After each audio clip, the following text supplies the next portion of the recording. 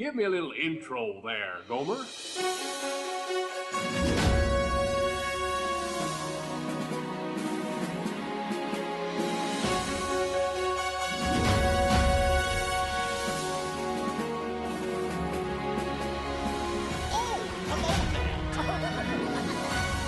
no turning back now. Let's put on the show.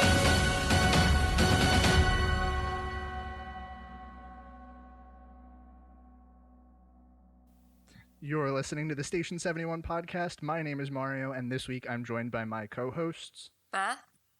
Brian? And Kirsten. So we've got a lot to cover this week. So let's just dive into the news and we'll see where we get to from there. So first up, we've got that Disney has talked about some of the new plans for the nighttime extravaganzas at the parks. Looks like we knew that Epcot was going to be getting a new show to replace Illuminations, and in the interim, there was going to be a temporary show in its place. It looks like we got some information on that. Looks like I have to scroll all the way to the bottom of the article for this. The big thing with this show is that they're going to be including special effect enabled kites that will be capable of airborne choreography that will be controlled by cast members on skis. So that's interesting. We also got information about some of the overlays for the Tree of Life Awakening, which we knew was going to feature The Lion King. Looks like it's going to be kind of highlights of the show. Hollywood Studios is also getting a nighttime show that will run as like a projection show on the Chinese theater. It will span through a bunch of the Disney animated movies and will feature supposedly a clip from every Disney animated release. And I think that's it. Is that everything? There was a lot of stuff in here. Yeah. So, thoughts? They need to stop adding nighttime shows to Hollywood Studios. There's too much Like, crap. there's already like 3, isn't there? Well, so the funny thing about this article, it says, I have to scroll down and find this now. It basically says that the time frames that they're running to, like, looking to run them, they could run all 3 of them in one night if they really wanted to. God. That's bizarre. I don't know. I'm not really impressed by any of this because, like I said before we started, I feel like so much of it is just like currently they're not meeting the standards that they should have set for themselves, and so this is just like trying to bring themselves up to par. So like I don't think they really deserve a lot of accolades for it. Like, I mean, so let's go over this wonderful world of animation. So I guess that's our version of World of Color 9 years later. So that's cool. The Lion King one at Animal Kingdom. So we are the only thing at Animal Kingdom right now is terrible. So In terms of nighttime shows, let's throw that out there. that's what I mean. Rivers of Light. Like, good job.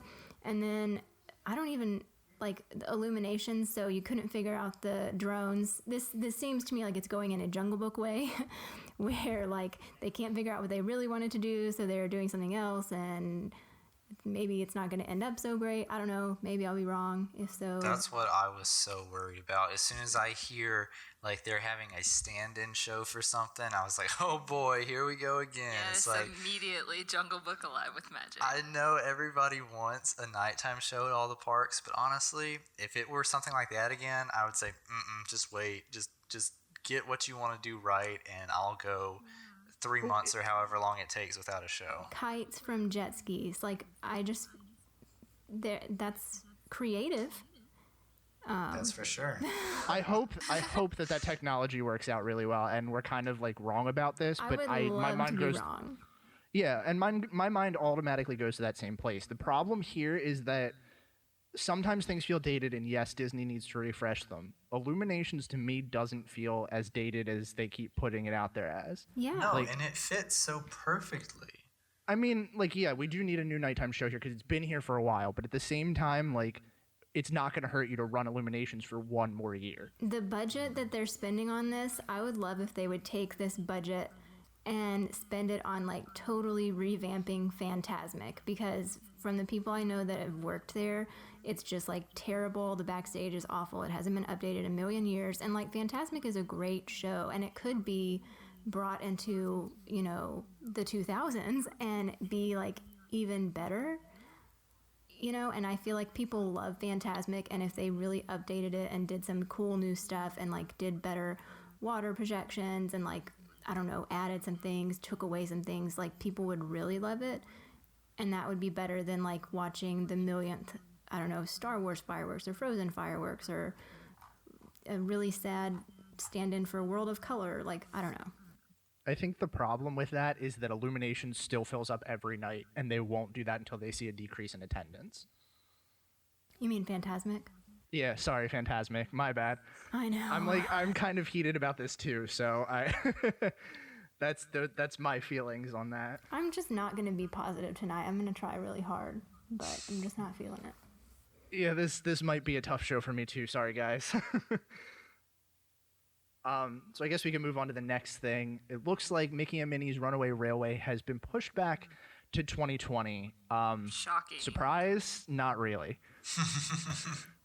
I know. Like, Yeah. I mean, how long did it take them to finish the Lime parking garage at Disney Springs? Oh. Just saying.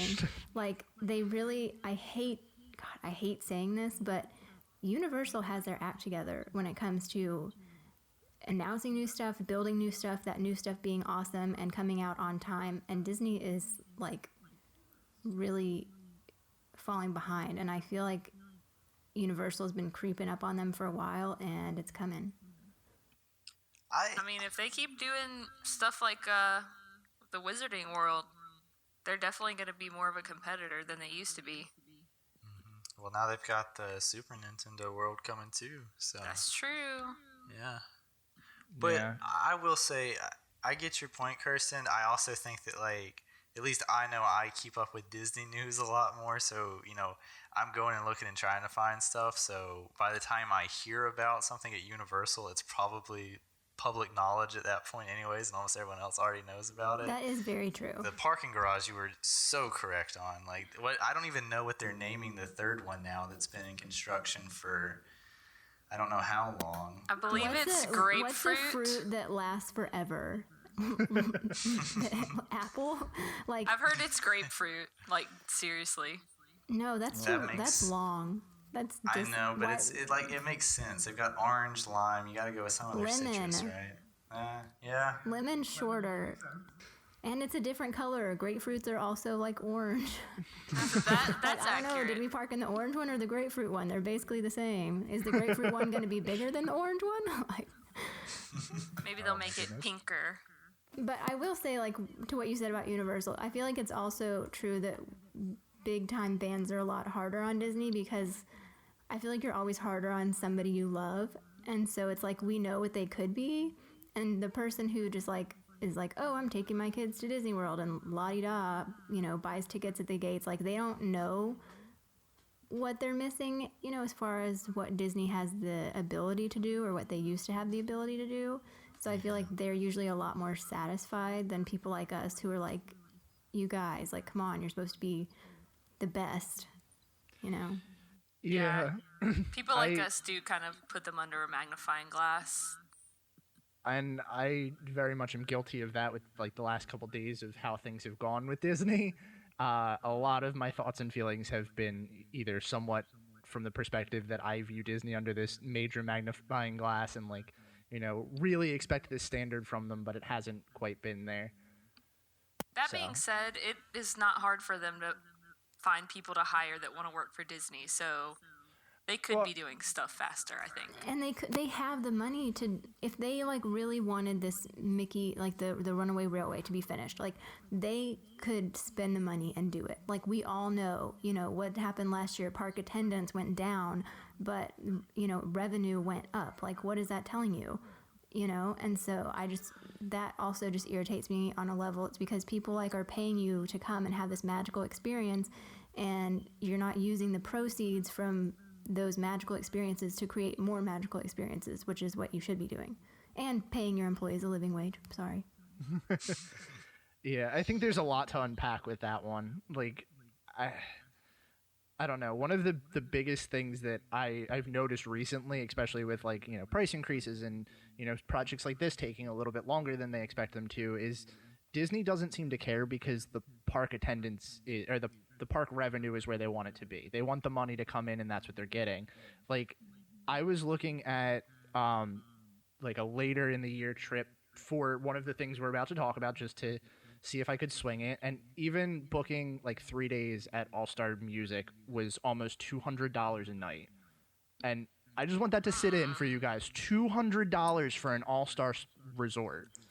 Yeah. It's hard to swallow. Yeah, and that's the crazy thing to me is it's like, I know tonight's going to come out very negative for my end, and I apologize for a lot of that in advance. But like, some of this stuff just makes it, I don't know, weird for me. Like, it's not a breaking point. It's definitely not a breaking point. But I've considered over the last, like, since we came home from this last trip, yes, I've had that post-Disney blues and everything. But, like, at the same time, there were points during this trip and, like, afterwards where I kind of was like, what is my Disney breaking point?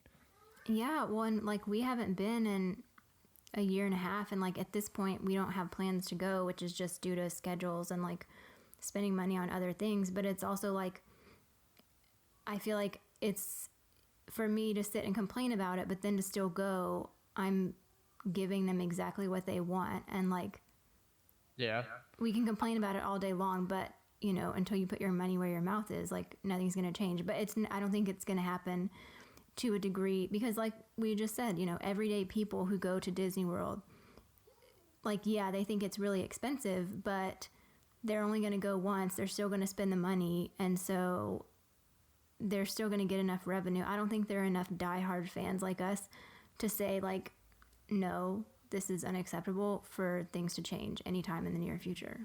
Yeah. And just to put this all into perspective, I mean, money is a major thing that we're talking about, which has nothing to do with these news articles here. But I was talking to a coworker before we went. They went on vacation. We spent almost as much money, like after, the dining and everything, that they did on their all-inclusive trip to Costa Rica. Like, that's crazy. I willingly will admit that I would probably choose this over a lot of other destinations just because I love Disney and this is a place that I do love to travel and this is a place that I'm fairly happy with for the most part. But like, putting that money into perspective, even if like the hardcore fans do vote with their money or do something, I don't think that's going to change. Like you said, Kirsten, people are still going to want to go to Disney because it's Disney. Yeah. And like, yeah, whenever I was looking into going to Tokyo Disney, doing like 10 days, with, I don't know, roughly half of that being at Tokyo Disney, which is a lot cheaper than Disney World, and then half being the other part, Japan in general, it was still the same as like, I don't know, a normal 5-day trip to Disney World that I take, and we usually stay at like a moderate or deluxe, or we rent DVC. But like, that's crazy. Like, you could spend 2 weeks in Japan. Yeah. Or 5 days in Disney World. Like, what? Yeah, it's crazy. But let's move on to a more positive note because I'm really excited about this next one, and I keep looking at it to, kind of calm my anger. Yeah.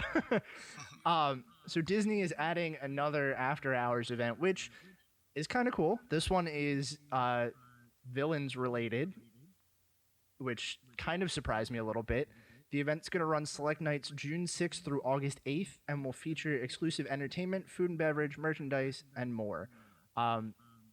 Basically, we're going to get kind of a not-so-scary, very Merry Christmas type deal.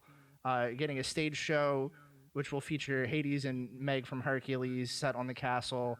The Maleficent float will run through the night, which is kind of cool because wasn't that originally like the plan to begin with?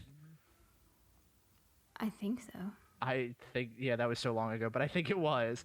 There's going to be overlays or additions to Pirates and Space Mountain that will be villain themed. Ooh. Yeah, that's really cool. Food and beverage items will be offered as well as event merchandise. Now, the only thing to note here is that due to the expected extreme popularity, villains will not be meeting and greeting during this event, which is kind of a shame. Yeah, that's kind of a cop-out. Like, Yeah, no, I totally agree with that. Well, we know you want this so bad that we're not going to do it. Sorry. Yeah, that seems like a dumb. Like, I don't really care that much about if they're there or not, but it's like that seems like a really stupid excuse to give. That'd be like if you couldn't meet Mickey. Like, we know what y'all are here for, but it's going to be so popular, it's just not going to happen. I wonder if this is going to be more like the after hours events they already have, where it's only like an additional 2-ish hours after the park closes, which that might be why, because then your entire night would be spent waiting in line for like one of the villains you would never get to meet normally. Based on these prices, I sure hope not. Yeah. So I was reading, actually, I think it was Disney Tourist blog, and there used to be an after hours villain event like similar to this, or sounding similar to this, and they did have meet and greets, and they basically said that imagine Jack and Sally and the Seven Dwarfs at like the parties, those lines, but for all of them. Like that's what the event was, so that's why I'm thinking that they're not having meet and greets. yeah, that was kind of my assumption too. But the cost of the ticket is going to be $139 plus tax in advance, or $144 on event night. If you're a pass holder or DVC, you can purchase the tickets for $109. See, I feel like for $139 plus tax, I better get to ride Maleficent the Dragon. Like, Are you trying to catch on fire? I mean, it would probably be worth it. Do it for the gram, Brian. Okay. Oh goodness.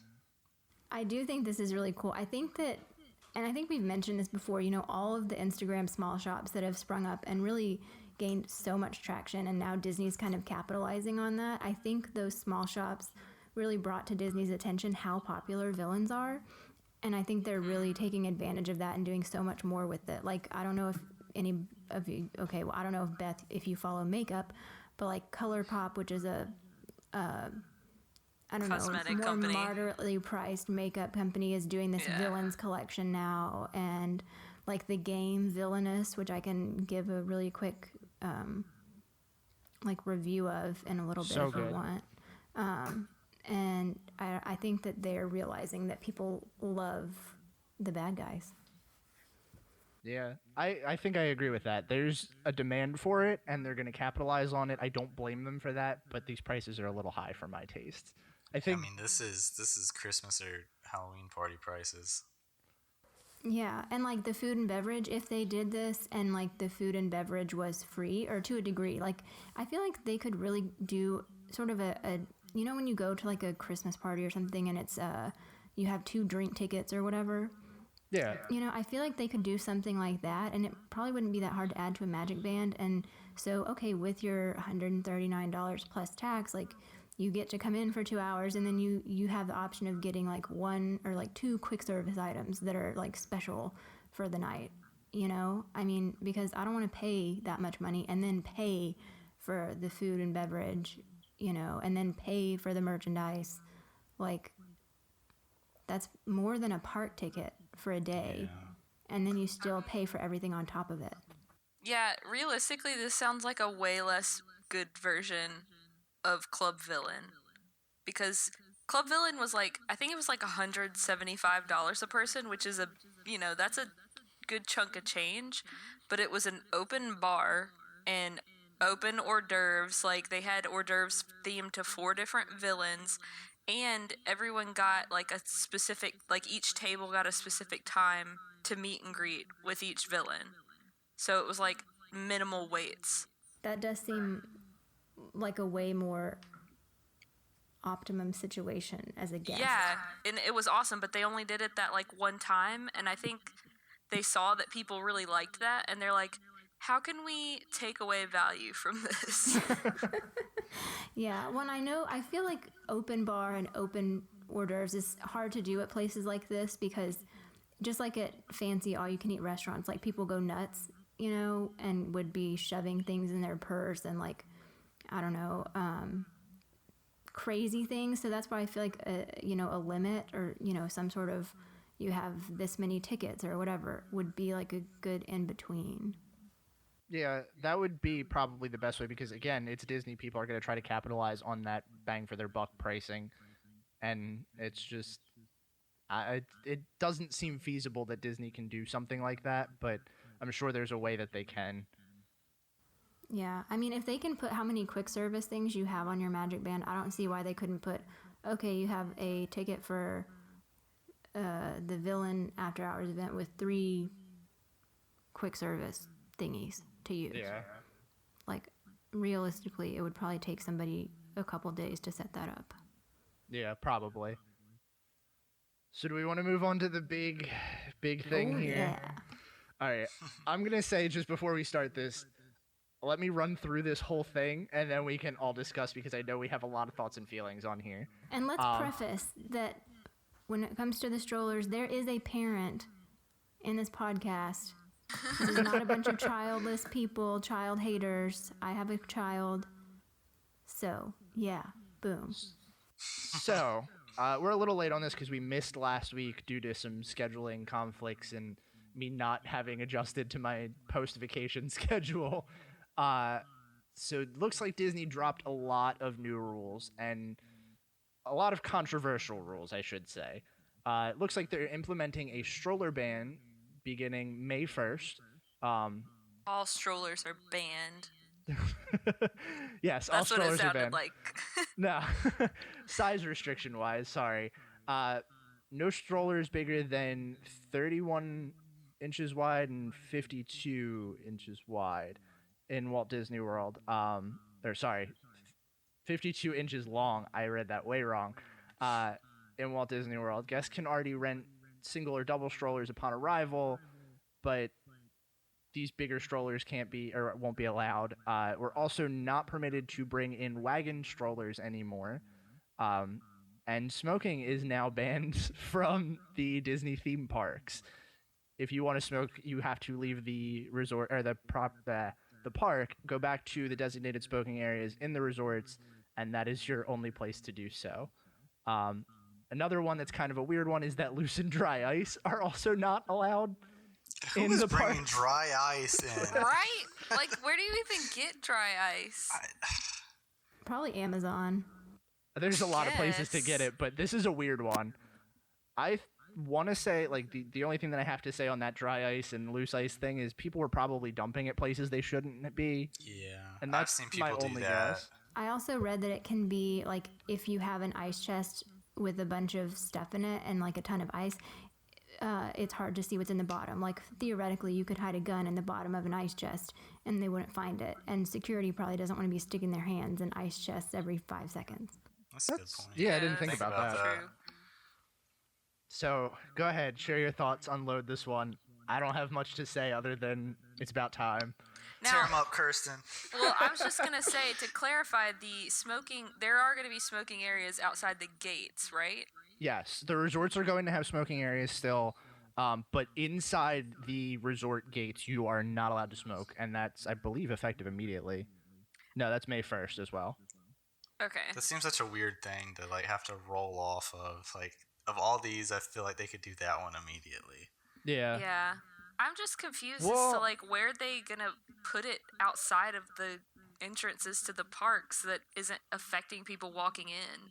That's the thing. Now they're all gonna be crowded somewhere right out there.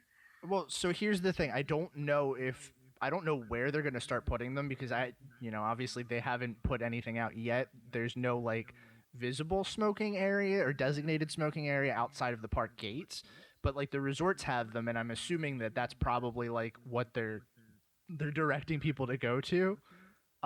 I saw a lot of outrage over this, and people were saying that they're not going to go back to Disney just because they can't smoke in the park. To which I say, yay. Goodbye.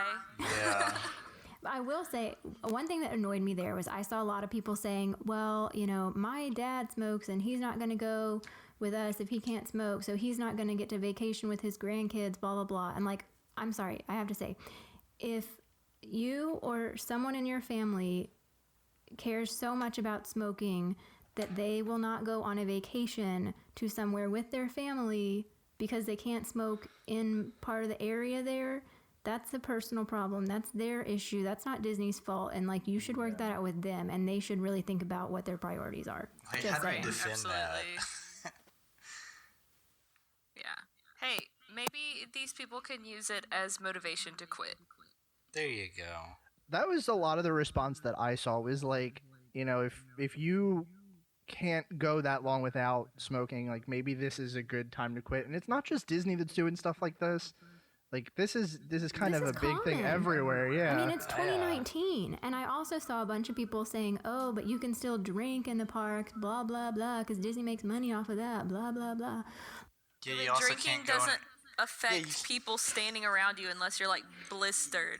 Yeah. Like secondhand alcohol is not a thing, and then people are like, I actually responded to that in one of the comments because I like to troll people on Facebook in my free time, and then somebody was like, "Yeah, but what about drunk driving?" This is not what we're talking about. It's Nobody's like, no, driving around that's Disney a World. huge Like, stretch. clearly, drunk driving is bad, but you're not going to be drunk driving in the parks, like around people. That's the Drunk driving on Tomorrowland Speedway. I mean, you could probably get high off the fumes from that ride. So. Let me tell you, like Kirsten, I know we both have not been to Disney in a while. I mean, outside of this last trip that I took, but it was beautiful to not go near the Speedway running. Oh, And, like, isn't it great? It's Yes. the best thing. Oh my goodness. I can't wait. When does So- it open up again? Have they announced? I don't think so, and that's the best part. So, Okay, well, good. I'm going cannot- in May. I think they said it was April 29th. No. I'm just messing with you. No, Oh my god, it's I was not. about to say no. I'm literally going in May. No, There's I such think an they said not till the opportunity fall. to do like little electric cars and make it like so, like actually Tomorrowland. Like, Oh, they Or won't. wait, just hear me out here. Just shut it down. yeah, well that Yep. too. But if they really want to keep it, because it is a people eater, I mean, there are a lot of people That's in that true. line. But like electric cars and like, yay, future! Like, we don't want to pollute the earth forever. Like, they have the opportunity. Like, who's in charge of this ride? I feel like I know who it is, and I feel like his name starts with T and ends with rump. Oh boy. So strollers, feelings, thoughts, anything? I might be more excited about this than the smoking ban. Yeah. Yeah, this definitely affects, I think, more people than the smoking ban. Yeah, there's no stroller designated areas in the park already. They're out in the open with everyone. Yeah. Yeah. Well, I there's would stroller agree. parking. Yeah, And that takes- but they don't. That don't mean much. Yeah, I was gonna say, like, stroller parking has gone so far as like the entire carousel in Fantasyland and all of the Tangled bathroom area that it's insane. I hate it because I feel like it's in some of my favorite parks. Like, it's in Adventureland. It's right next to the Tiki Room.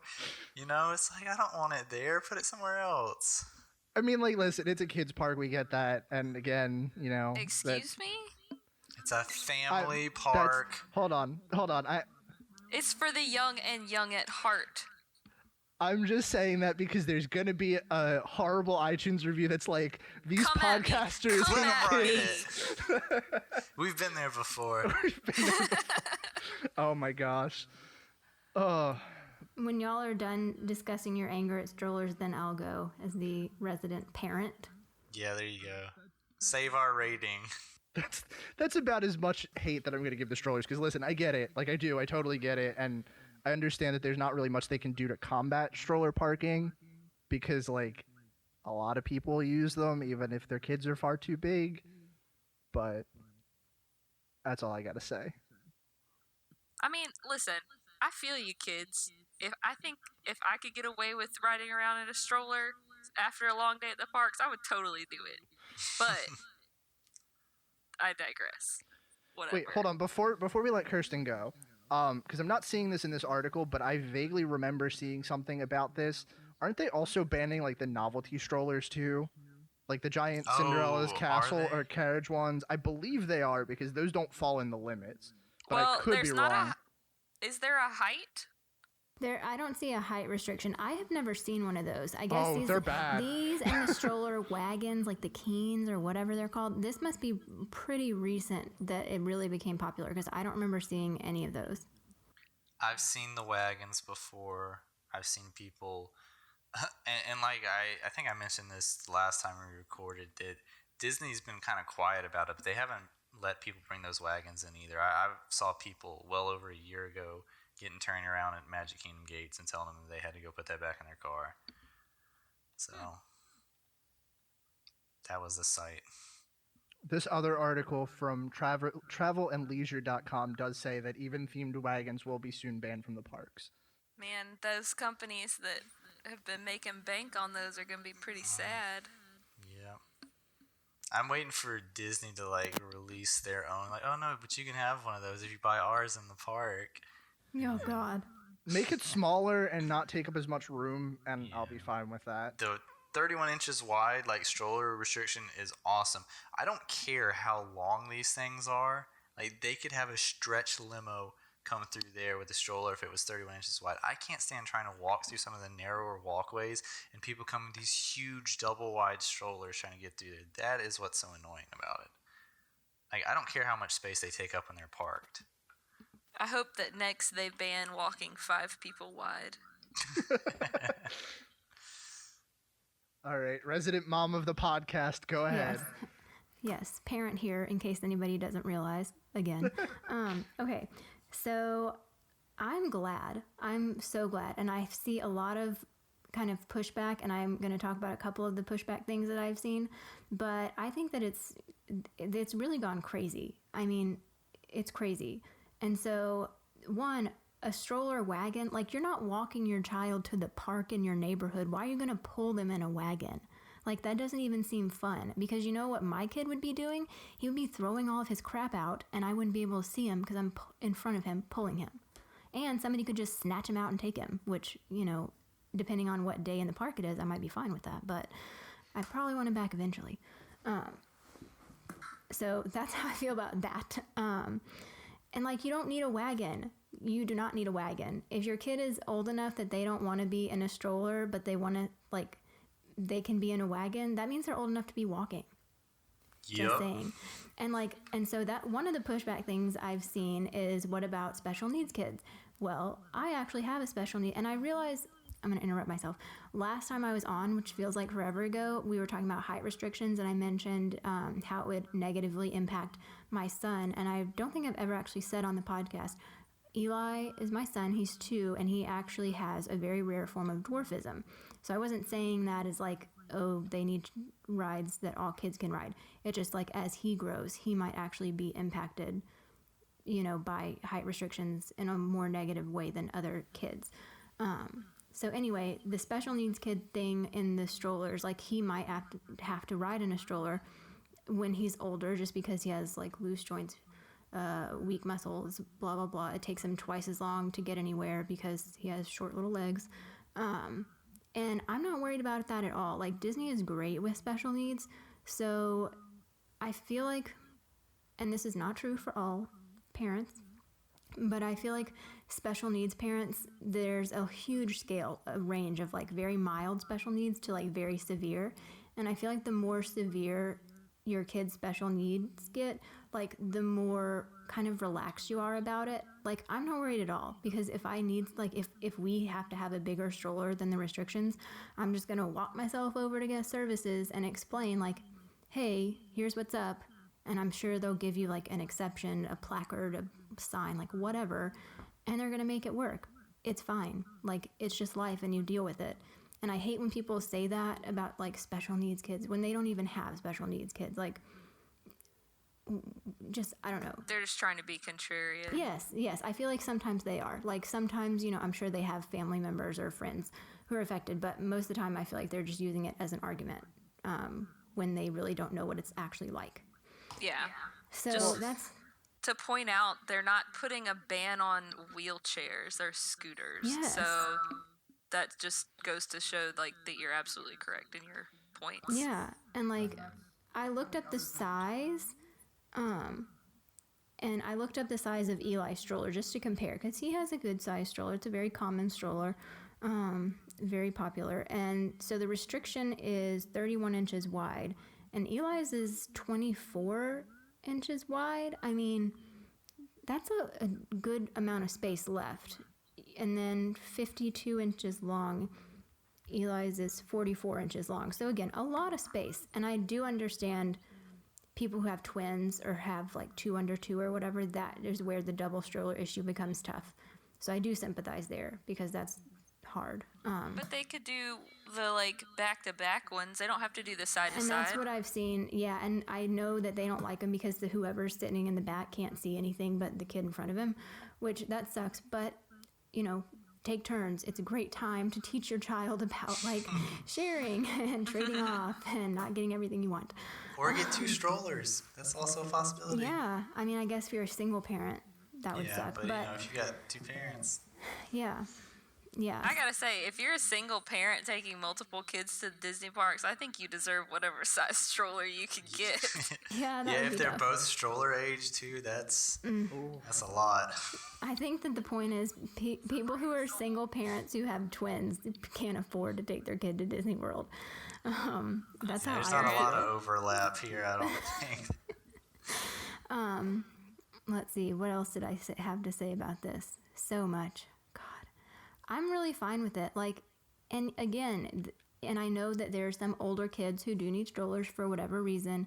I know a child who's like nonverbal autistic who would probably be a great candidate to need a stroller when he's a lot bigger than you would think. But again, guest services is going to take care of that. And if your kid is, a typical child and they're still in a stroller at 8 years old, like, again, that's a personal problem and you need to work that out because your kid is old enough to like walk on its own 2 legs. The end. Unless there's some extenuating circumstance. But like so many people are like, well, they're going to be tired by the end of the day and grumpy. Well, guess what? So are all the adults. I'm tired and I was grumpy about to by the say, end that's of the day. part of Nobody's a pushing Disney me trip. around.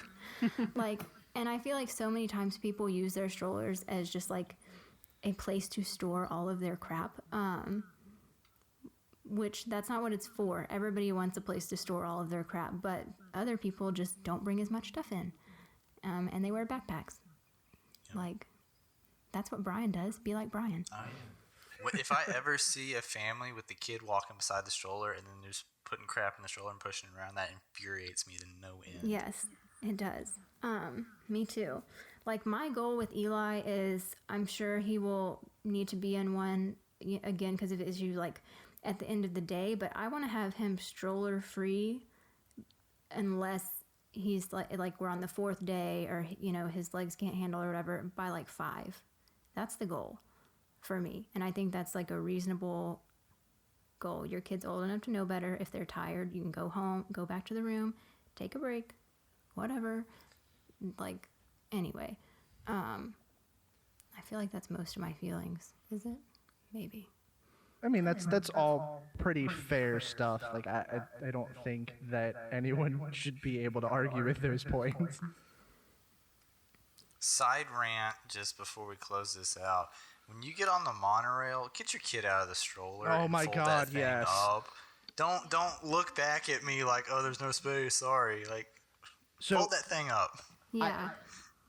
I know we're gonna get into like my trip stuff, but like, side note, we went to go meet Brian and his wife one day at the Poly, and we took the monorail from Epcot to the Ticket and Transportation Center, and there's a whole story with that. But one of the reasons that we missed the first monorail is because they filled up with strollers, and none of the cast members wanted to tell them to close them or take their kids out, and like there was easily standing room in the monorails and stuff, but like we could not feasibly get on it because they were filled up. Oh, and I will say, I realize getting hit in the ankles with strollers is really annoying. I hate it. I tried my best not to hit anybody. But this also goes back to don't stop in the middle of the walkway. Oh, Why that do goes for people do anyone. that? Stroller, not no just stroller. strollers. Yeah, it's everybody. Like, the only person I hit with a stroller when we were there was a girl who literally was like trying to cross parallel in front of me. She looks up, she sees me coming with the stroller, she walks in front of me, stops right in front of me. Like, they're heavy, they have some momentum. I couldn't stop it in time. I hit her. I was like, well, that's your Good. stupid tax for standing in like literally right in front of me when you saw me coming. I want to bring a stick and just like poke people. Yes, like like poke them out of the Cow way prod. as I Like walk a little, around. gives them a little shock. Yeah. Yes, I hate that. And people do that everywhere. Like, I don't care if you're at Disney World or in your mall. It's like, and like whenever people get off escalators and then they just stop. Like, what is your problem? You're not the only person on the planet. Or if you do, say sorry. Like, apologize for running I'm someone's. sorry, I was just an idiot. I will try not to do this Well, in no, the future. not stopping, but hitting people with your strollers. I did 'cause not we- apologize to that girl because that was her fault. Well, no, I mean, if it's their fault, clearly no. But like, it's just if you accidentally hit someone with your stroller, just be polite and be like, "I'm sorry, I didn't mean to do that." And it is a learning curve. And I realized because we actually were lucky enough to rent the exact same stroller that we own, so I kind of knew. But it's hard to see those front wheels, and so it takes like a few minutes to kind of adjust and figure out where you're, like, how much leeway you have there. But you should definitely have it figured out, you know. And your husband or wife should be the tester who walks in front of you for a while till you do figure it out. Oh, absolutely, 100% agree on that. Anyway, I'm good. All Boom, right. done. Fight me. Send an email. I will rebut. I guess I'm pretty much wrapped up on that too. I don't know if you guys have anything else you want to say on those new rules, but No, let's hear about the trip. oh boy. Okay, so this trip we decided we were gonna do 7 days or 7 nights, 8 days. Yeah. And this is the first time we've done Disney in a pretty decent amount of time. I know I've talked about that on the show before, but this was a like weird trip for us, and I have a lot of things to say about this. So we stayed at Port Orleans like we usually do. Initially, it was going to be me, Andy, her parents, and we were trying to set up like a conjoining room with them just so everything would be easier if we needed to, like, you know, wake up early to get to the parks or something. We could have access to get over to them if we needed to. Unfortunately, due to circumstances out of anyone's control, they had to drop off the trip. Now, just to preface all that, if anybody has any kind of needs like that and you call Disney, they're really good about doing that. I've had things like that happen in the past where I've needed a conjoining room with someone, and they've made it possible for, you know, our trips. If you guys have listened for a while, you would know that I used to tour with my family a lot, and we were a very large party. They would always have us conjoining. So I didn't think that would be any issues. First thing that we ran into was that we got to Port Orleans fairly early. We arrived around like 10 o'clock. And Andy had this weird gut reaction that she was like, I don't want to do mobile check-in. I want to go up to the counter. I feel like we need to. And I was like, okay. So I humored her. We went up to the counter. We checked in. The lady at the concierge desk was super nice, had us check our bags, which another thing that we decided we were going to do was we were going to pack smaller bags in our carry-on bags, like little drawstring bags, just to take into the park with us. Because if you don't know, we're flying out of New Jersey. It was 20 degrees when we left and like 80 degrees in Florida. It was an insane Sounds like temperature. South Carolina on any given day. Gosh, it was like the temperature difference was so drastic, and we knew kind of going into it, like just from watching the weather, that the nights were going to be cooler, and we didn't know how late we were going to stay in Magic Kingdom because they had extra magic hours till midnight that night. So we didn't know if we were going to be there all day, if it was going to be like too hot for us to hang out or have to go back to the room. So we're like, we'll just pack like a bag, and if we need to, we can take our sweatshirts off when we get there.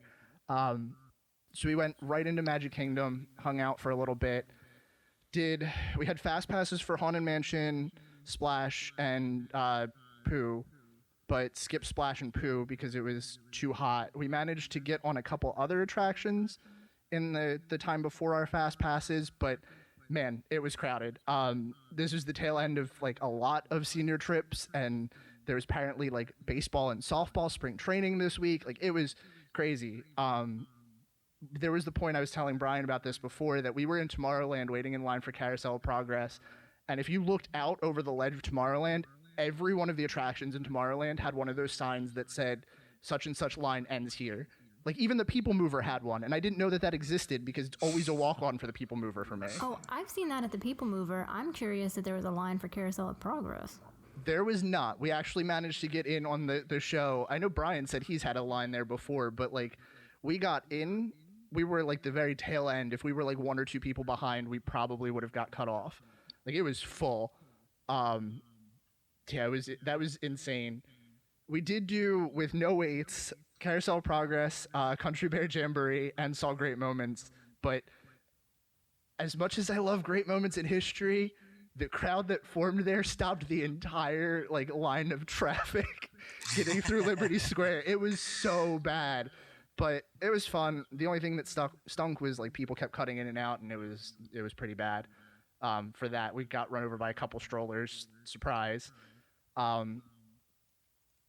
So anyway, around the time that our Haunted Mansion Fast Pass was, we ended up realizing that they never texted us that our room was ready, because when you check into a Disney resort, they send you a text message that says, hey, your room's ready, you're in this place.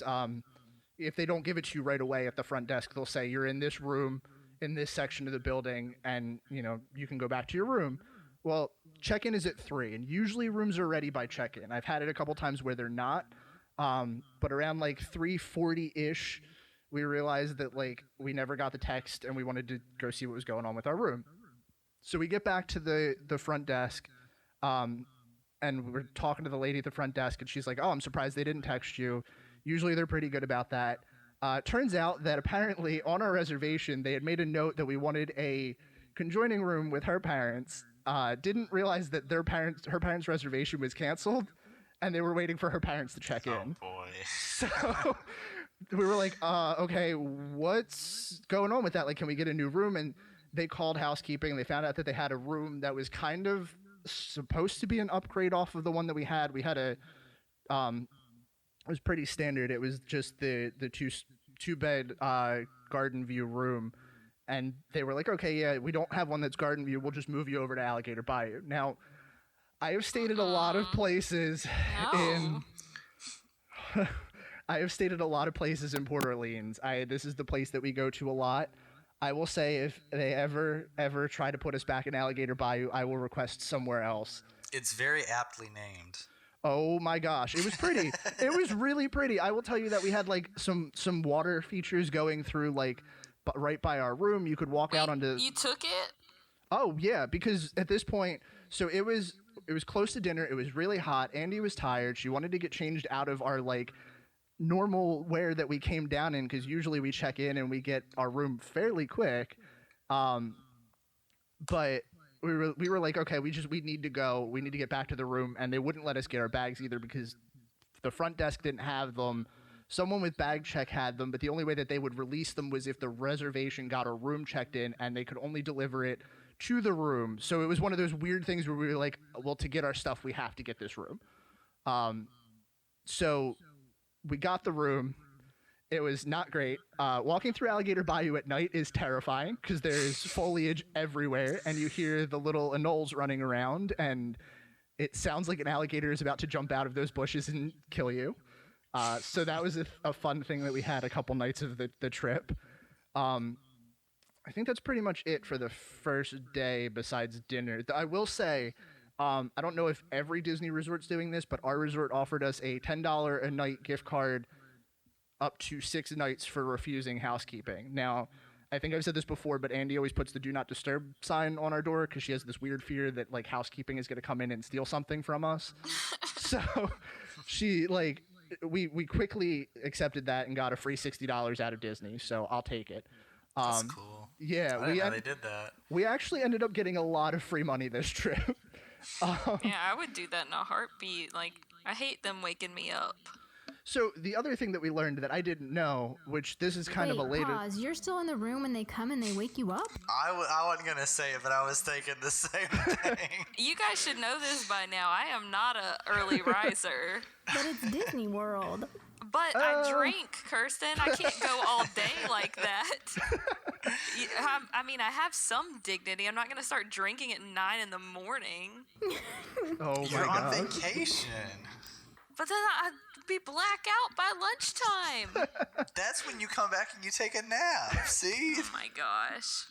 Well, so funny thing kind of to that. I didn't know this, but apparently Disney implemented... I want to say like last year or the year before, whenever the Vegas shooting was, they do room checks now, even if you have the do not disturb sign up. Which honestly makes me feel better. Yeah, which it was crazy. And the weird thing about that, I'll jump ahead to that a little bit. We actually came back one day to, I think she wanted to take a nap or something. Like she was tired, and we decided to go back and rest at the room for a little bit. And I was sitting there watching TV, and I heard a knock on the door, and I was like, what the heck is going on? So I let it sit for a couple minutes, and they went and they knocked on another door, and then they came back and knocked on our door, and I looked through the little peephole, and there was someone standing there in like a Disney Port Orleans cast member. Like they looked like the mousekeeping uniforms, like they were kind of nondescript, but you could tell that they were supposed to be there. And he was knocking on the door, and he was like, "Hey, we're just doing room checks. Do you mind if I walk in?" I was like, "Well, she's sleeping, so I would prefer if you didn't." And he was like, "Okay, I can come back later." He's like, "When do you guys think you're headed out?" And I was like, "Probably like an hour. I'll wake her up because we have dinner reservations." And he was really cool. I'm assuming he came back. We didn't see him after that, but nothing was missing. Think he would have been as cool if you had said, "Oh, sorry, you can't come in right now. I have to hide my guns first." Well, the nice thing of it was, like, I opened the door all the way when I realized that he was in like a housekeeping uniform. So like, I guess he kind of did realize that maybe she was sleeping, but like, I don't think he would have been cool if I was like, "No, you can't come in at all," and didn't give him like a valid reason. But yeah, so that first night we had dinner at Skipper Canteen, which I think we talked about before. Brian recommended we be adventurous, and let me tell you, that paid off big time. The food was great. I really enjoyed it. We had ordered like specialty drinks and stuff too. She had the Schweitzer slush, and I had a Punchline Punch with the spiced rim. I can't remember what it was spiced with, but it was really good. Really, like, both of them were fruity and really good. They didn't have alcohol in the ones that we ordered, but that was purely by choice of not wanting to be drunk on the first day. Bad choice. Bad choice. I'm just kidding. I have a question though. What? I heard that they serve the melon frosty Fanta there. Is that true? I don't know. I didn't really look for that. I saw the Punchline Punch thing, and that was really good. And she got the Schweitzer's slush thing, and she was set on the fact that she could have a slushie with dinner. Maybe I just heard it. I heard it through the grapevine, so I didn't have any way to validate it because I don't think I saw it on the menu. But I don't know. It might have been. A lot of the thing that we ended up doing for this trip was if we ate somewhere, we got like a specialty drink with it because we realized we could now. I should also note that we did Disney Dining Plan because we always do, even though it's not the best value. I like not having to budget out all of that money for food. So yeah, you do get a specialty drink with that. For dinner, I had the seafood stew, and she also had the Thai noodles. The waitress warned us that the Thai noodles were going to be spicy, and she was definitely not wrong with that. They gave her a lot of food versus mine, which was like a fairly small portion, but mine was filling enough that I didn't really care about that. The desserts were also really good. She had the congalouche, which was like a chocolate pie with like a banana something or other on it. I can't really remember that now. And I had the mango lime sorbet thing that had like a cake under it, and that was really good. Mine was definitely the winner because she stole a whole 2 spoonfuls of it versus the little bit that I got to eat. And then after that, we decided to stick it out for Happily Ever After. Unfortunately, we did end up waiting like an hour and a half for our seats and everything, which I know was kind of against my normal like cram everything in, but this whole trip was more of like ended up being more relaxing for the most part. And I have to say, I know I've been pretty adamant about being mad about Wishes being gone, but I watched it, and not that I'm mad that Wishes is gone, but I can't blame them because I was still blown away by this show. I quit. Sorry, Kirsten. I should also tell you that Country Bears was our first attraction because it was the only thing we could get on, so I know you're super disappointed in me. Kirsten is done with you. What even is this? Yeah, well, the funny thing of that was, like, we really only ducked in there because it was air-conditioned and everything else had a 30-minute plus wait. You could have just stopped at Country Bear Jamboree as our first attraction. No. I'm going to run into your ankles with a stroller. Oh, boy. We ended up not staying through Extra Magic Hours because that was a long day as it was. But yeah, that was a long day. I should also... 2 things that I want to throw in there. Stuff that I don't quite remember when it happened, but I know it definitely happened on this day. On the bus ride to the Magic Kingdom, at one point I heard a mom yelling about the fact that the Tiki Room song was playing overhead and complaining that she hated the Tiki Room and that she wished they would just tear it down. And at the same time, a dad also was telling his family that he learned that the Walt in Walt Disney World meant wait a long time, which was by far the worst dad joke that I heard that That's trip. so funny. I was about to say, I kind of like it. Although, if I didn't know where I was, I would think I might have been that mom because I'm not a fan of the TV. And I'm Yeah. gonna tell Will that joke, and he's gonna say it all the time now when we go to Disney World. I'm not even kidding. I heard that and I was like, I want to send this to our group chat, but I need to hold this for the podcast. Yeah, and then the other thing that'll kind of lead into the next day is that while we were waiting for Happily Ever After, Andy was joking about how cute and cliche it would be if I proposed during the fireworks. So, moving on, the next day we decided to do Disney Springs. Foreshadowing. Yeah, a little foreshadowing. But the next day we decided to do Disney Springs. The entire day was planned more around the afternoon than anything, so we didn't have anything like lined up for fast passes or anything in terms of like major plans. So we decided to do somewhat light and hit the Springs fairly early, do some shopping, and get that out of the way. While we were there, we ran into a cast member that was at one of the DVC kiosks, and he talked us into doing a DVC tour the next day.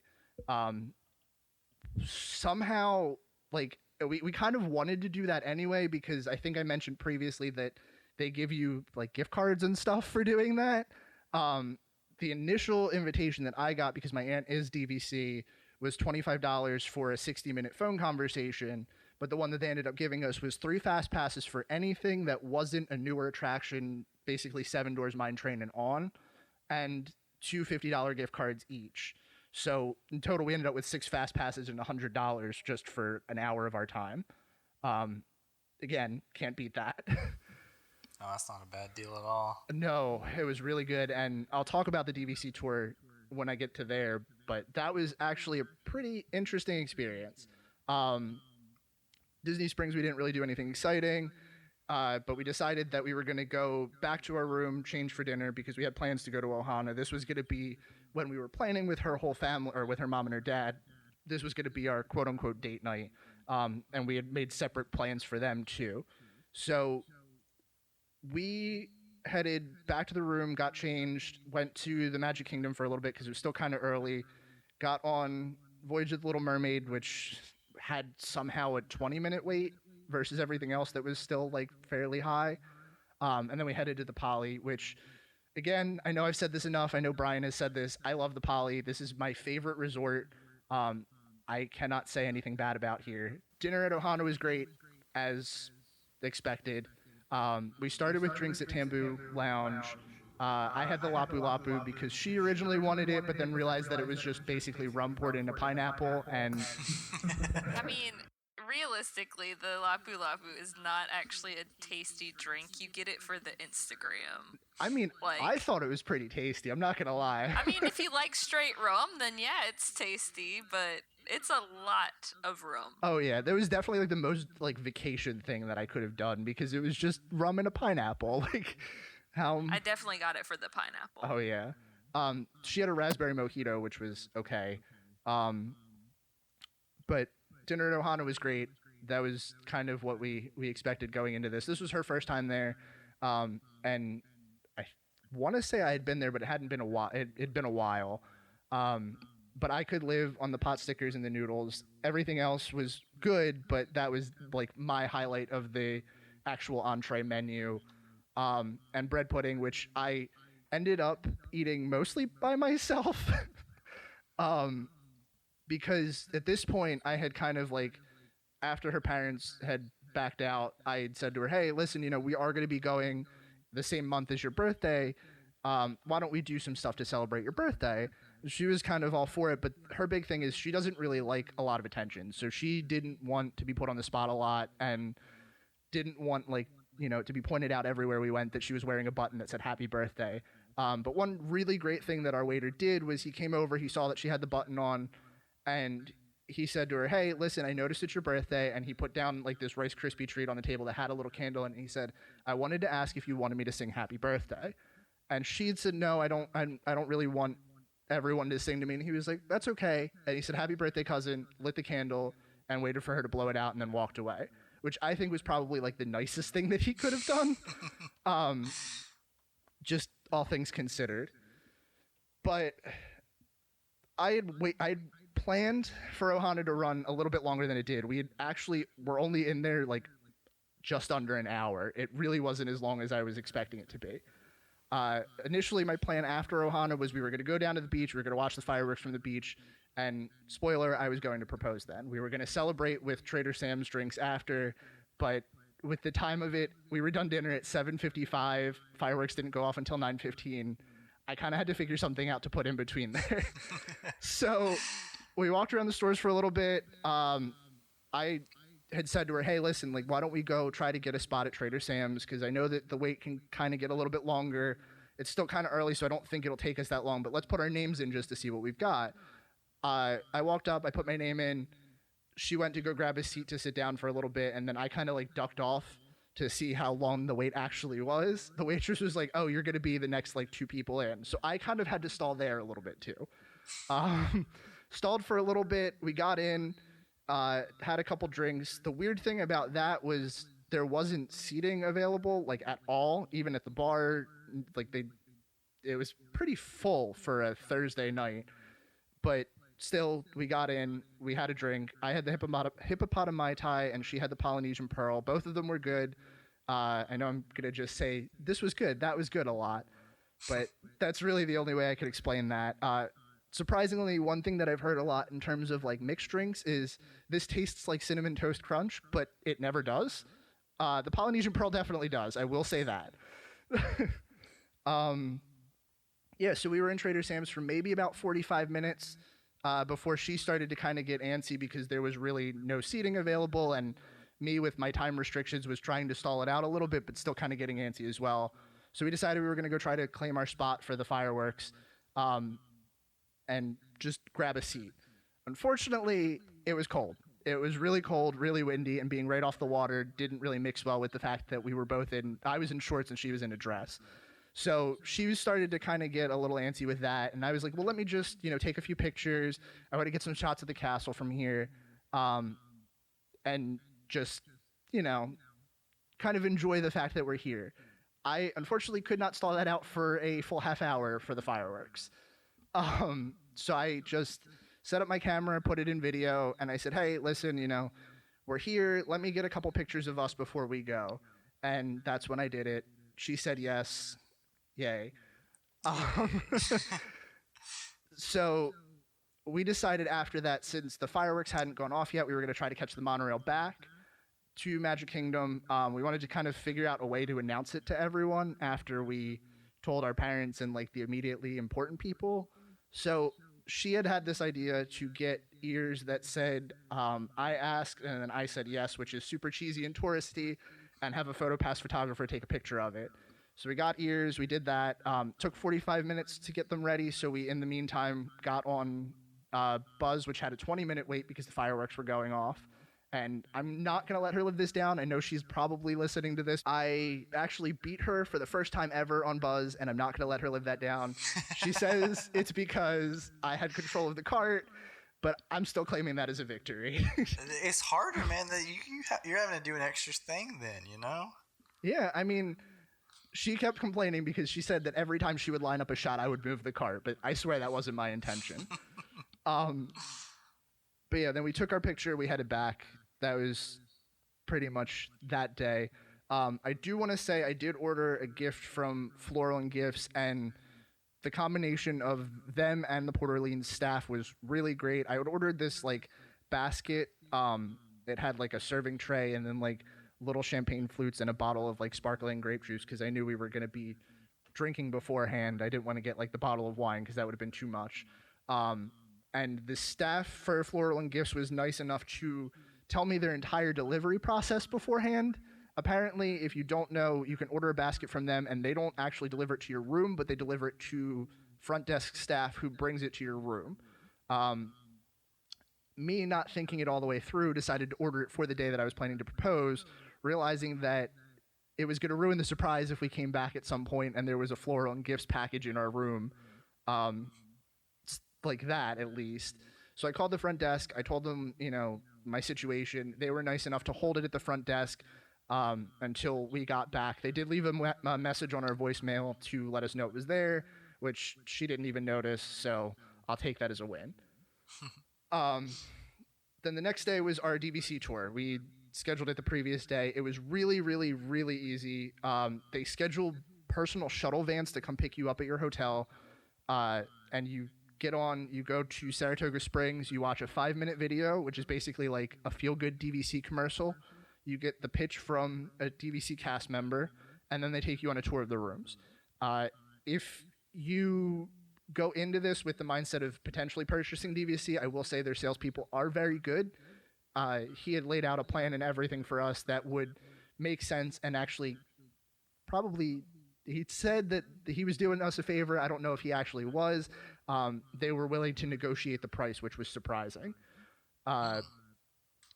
So we had talked to him about it. It was something that we were potentially considering in the future, but DVC is expensive. It's not something we can immediately do. And now that we're planning a wedding, it's not exactly immediate budget. So it wasn't like immediately there. We didn't have the money to do it, so we couldn't feasibly swing that, unfortunately. But he did talk to us about a lot of the ins and outs. We did get to tour the models of the rooms that they have at Saratoga, which the ones we went through were the Riviera rooms, a Polynesian room, and then a Alani room. All of them are super nice, I will say that. The Riviera rooms are actually, I really wasn't excited about that resort because, again, we don't do DVC or we don't do deluxe resorts, and if we were buying into DVC, this would be our home resort, but it doesn't look too special. It looked pretty good. The rooms were all right. Honestly, kind of want to do a tour just to see the rooms. Oh, that was actually the coolest part. The funny thing was, we joke about this now, but our tour guide was super personal. He was actually training someone with him too. And we got into the rooms for the Riviera, and they dressed them up a little bit to make them look lived in. Like they had fruits and stuff on the countertop and all this other stuff. And the Riviera rooms in the larger one had a plush Sven doll. And we got into the 2-bedroom room, we walked around, and we came out, and Andy went, "Does Sven come with that room?" And our tour guide was like, just so dumbfounded by that question that we got back and we told him, we were like, yeah, this isn't something we're going to do now. We are potentially in the future thinking about it. It's not really we really can't swing it right now, but maybe soon. And Andy was like, if you can swing Sven in there, I might just buy it. And I looked at her with this look like, oh no, he's going to go try to get you a free plush Sven. He didn't. I think he knew that was a joke because he was pretty cool about it. They did give us all the information, including points charts and stuff too. So if we ever want to talk about DVC in the future, I do have the actual points charts and the costs for this year. They are subject to change because they change every year. But I do have current information on that. And he gave us a free drawstring bag. After that, they also had an ice cream bar open for anybody to come and grab stuff from, and we did ours at 8 o'clock in the morning. So they also had a free breakfast buffet for the people that came in. So they really hooked you up for it. If this is something you're even remotely considering, I 100% suggest going and doing this DVC tour. Let's see what else. Oh, so after that, we got from Saratoga, they give you personal shuttles to go wherever you want. We were going to Epcot that day anyway, and we had lunch planned out for Beaches and Cream. We managed to squeeze in between, this and lunch and then dinner. We managed to squeeze in pretty much every ride in Epcot besides Test Track and Frozen, but Test Track was down the entire day, even though we planned to use our Fast Pass on that, and Frozen wasn't included, so we really didn't feel the need to do that. Beaches and Cream was good. I liked it. We did a mini kitchen sink because the big one is just too big, not even remotely possible. They do have a smaller version that's recommended for 2 people, and it comes in a souvenir cup that are either Mickey pants or a mini dress. And you get to take that home, so that's cool. She now uses that for her everyday ice cream bowl, and it's a thing now. Man, I wish I had ice cream every day. Well, right. That sounds awesome.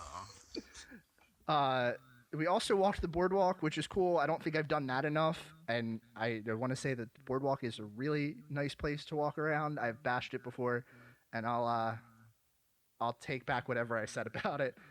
Yeah, you take it. And after that, I don't think we really did too much besides ride a couple rides, and then we had dinner at San Angel, which we've talked about that before. It's not great. It's not the best. It's not the worst. It's just kind of there. It is. Yeah, it was the weirdest thing because like I remember it being a lot better than it was, but it wasn't horrible. So this was I don't know. Like compared to your like local Mexican restaurant. It's probably, well, I have a pretty good local Mexican restaurant, so it's kind of below that a little bit. But the problem is that San Angel Inn, the one with the really nice ambiance and like is really cool to sit down and see the ride pass through, is not as good as San Angel Cantina, which is outside. Like their food is miles better for some reason, and I don't understand it. But regardless, it was nice. We got to sit down in the air conditioning, and that was probably the best part of it. I do want to say that at this point, the only thing we hadn't done was Grand Fiesta, which had a 45-minute wait. Dang.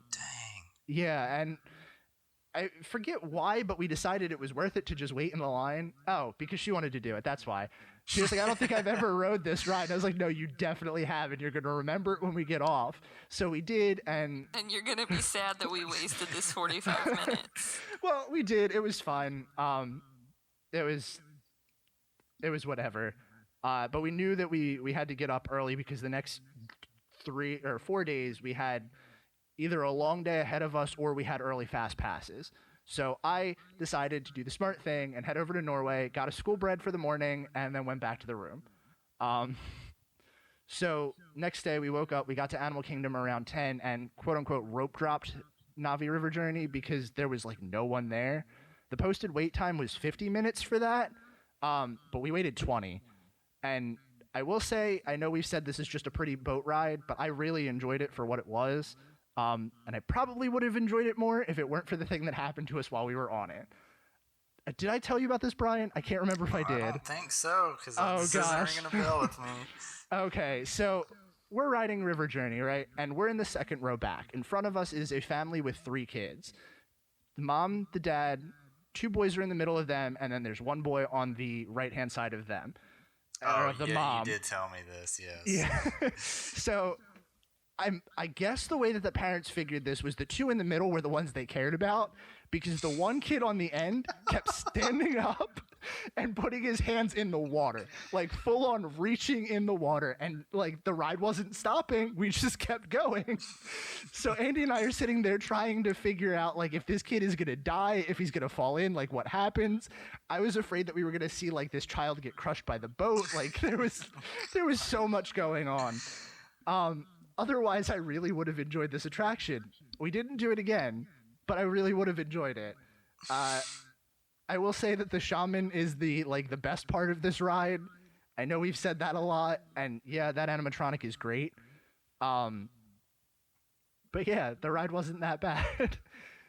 We got off of that, and Flight of Passage, our fast pass wasn't until 12, so we were either gonna see how long the wait time was, or just go do something else. And at this point, the line for Flight of Passage wrapped from the exit of the entrance of Flight of Passage back through around the front of Pandora, back through that, and then out towards Africa, and then looped around again. So we were like, Oof. yeah, we were like, no, not standing in that. So we ducked out, and they had that like roped off, and there was a cast member standing there holding the rope, and the sign said Pandora exit only. So we're like, okay, we'll just get out here, ducked out of there, and we went to go see Festival of the Lion King before we got lunch at Yak and Yeti, which is like my go-to. I think I've said that before, and ducked out to our fast pass for Flight of Passage. We didn't do we didn't do the food in Pandora just because trying to get in there was a nightmare too. So I'm gonna save that for another time. Flight of Passage, wow. That's literally all I have on here. I honestly don't think I could say anything bad about that, besides the fact that while we were in line for it, there was a like something must have happened because they did a delay in the video where like when they do the bioscanner thing, Huh. he pop- That's weird. yeah. So okay. Yeah. Here's the thing. Like I went into this blind, right? Like I purposely avoided all spoilers for this. Like even talking about it with you guys, I know we kept it super vague, and like I standing there. Knowing how Disney has done this in other attractions, they do that, that's weird. Something must have gone wrong. And he gets up and walks away. And I almost expected something like Dinosaur, where like something in the story went wrong. And like we were going to get some weird backstory on like what's going on here. Like maybe something's, not quite right. And then he came back and nothing was wrong. And I was like, okay, that's super bizarre. And I will run. AKA somebody was taking too long getting off of the motorcycle. Right. So then the funny thing is the next day we did it and that didn't happen. So I was like, okay, I guess they have this programmed for just enough time for the ride. And like something either was taking too long to load in or they didn't get out fast enough. Something must have happened. But man, that is a good ride. Like I know you guys have said it enough and I'm not going to tire it out, but that was like an experience. We got off and if the line was under like 2 hours, I probably would have waited for that. That's just how excited I was for that ride. I'm glad that you got to do it, and like now when we talk about it, you understand and can, chime in too and everything. Well, so here's the funny thing. Like I made fast passes for this twice, and I got 2 fast passes for Slinky.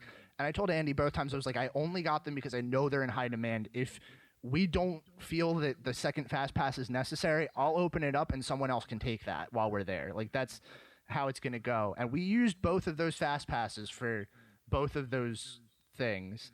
But yeah, that was a ride, man. I can't really say anything else about it, but that was great.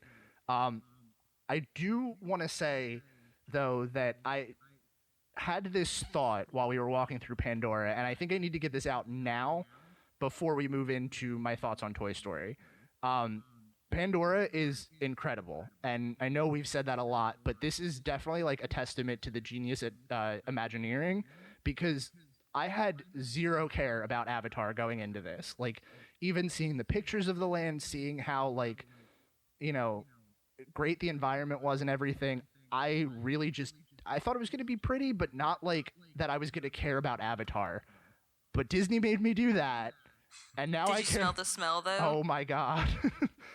I realized literally like last night what the smell is, and it smells just like poblano peppers. Oh, I never would have put that together, but I guess I was cooking poblano peppers, and I was like, this smells like Pandora. That's great. Oh my gosh. No, I didn't think about that, but it did smell really good. And the funny thing about this is we didn't get the chance to see Pandora at night. I'm saying all this about the daytime Pandora. Like with the lines, with everything that we ran into, like all of the long waits and like everything that was there, I still wanted to just explore Pandora. And that was like such a cool feeling for me, because there were a couple times on this trip where I like either had a relatively negative attitude or just like was kind of like, I'm accepting of the fact that I know we're probably not going to come back here next year with everything going on in our lives. It's probably not going to happen till 2 years from now, or whenever we finish figuring all this wedding stuff out. Like when we get to that point, that'll be the next trip. But I'm okay with this being the last one for a little bit. And then we hit Pandora, and I was like, oh my gosh, this is why I come to Disney. Like, this is what I want out of a Disneyland. And I'm going to hold on to that for a little bit. So also note of our Animal Kingdom, we ran into Kevin 3 times. Kevin is out a lot more than I thought Kevin would be.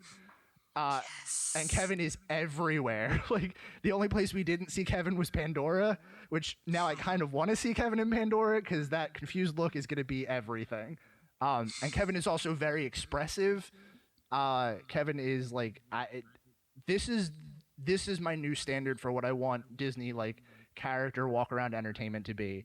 And I don't know if that's setting the bar really high, but like, man, I have a lot of stuff riding on Kevin. There was one point where we walked past where Russell and Doug come out of like for their meet and greet, and Kevin was walking around over that way, like just by pure chance, and Doug saw Kevin and like started running towards Kevin and gave him like this big hug and was like wagging his tail. And then Russell came. I have a video of it. It's great. I'll send you guys it later. It was like the best thing, and I just like it was incredible. That's awesome. It's like such a weird thing for me to be super excited about a walk around character, but like this is where Disney needs to be with that stuff. This was also the day that we had dinner at Be Our Guest, which was okay. I'm not thrilled about it now. I know that I've had some high praise for it before, but since they moved it to the prefix menu, it's gone from being 1 table service credit to 2, and that's a lot to swallow, first of all. I think it's set at a $60 price tag, which is like pretty high. And thinking about it this way, there's really not a lot of like dinner places in the Magic Kingdom for people on the dining plan besides Skipper Canteen. The food was average. I will say dessert was the best part of the dinner. I honestly don't even remember what I ordered from here, which is kind of sad because I wrote everything else down just based off of memory. The gray stuff was good, but it comes in like a little white chocolate chip cup. But the white chocolate was a little too much. Like it was very thick and there wasn't a lot of gray stuff. They give you like this raspberry macaroon, which was really good, and a little chocolate truffle, which was good, but I ate that in like 2 seconds. Yeah, so that was fun. We did the Tangled photo op before we left, did Astro Orbiter because for some reason that didn't have a line, and we did the People Mover. This was the night that we were on the People Mover, and Space Mountain must have closed like before everything else did, because all the lights were on and the dialogue for Space Mountain was shut off. So we got up to the point where you're going into Space Mountain and all you could hear was the People Mover track clicking and all of the lights were on. It was the most bizarre thing ever, and it's kind of like reaffirmed my fear of Space Mountain. Yeah, so another thing that I have to talk about before we move on to the next day is that this entire trip, because when we first got there, we went to Magic Kingdom and they still had some of the Christopher Robin plush left over.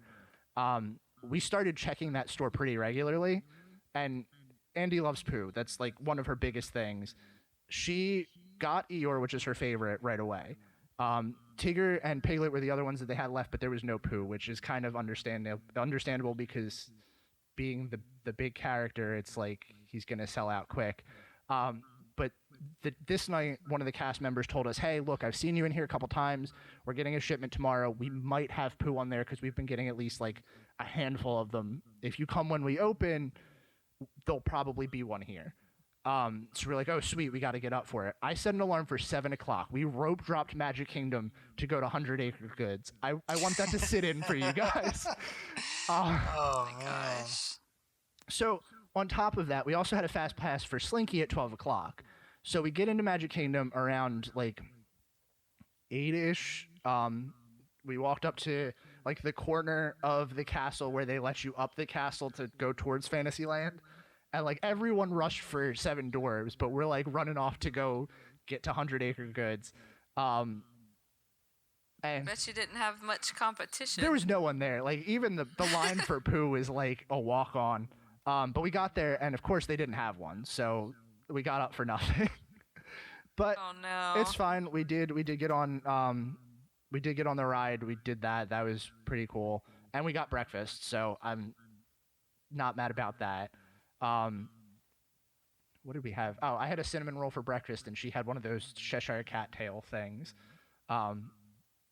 Yeah, so then we hopped on a bus to Hollywood Studios to do Toy Story Land. And before I talk about the rides or anything, I have to say, having the reaction that I did to Pandora was such a letdown for seeing Toy Story Land, because like immediately walking into the land, it was like, okay, there's so many people, it's super crowded, everything has such a long line, and I get that because Hollywood Studios doesn't have a lot. And it was kind of like so chaotic to get to anything. Like Woody had an hour and a half wait for a meet and greet, and that was like, it was insane to me.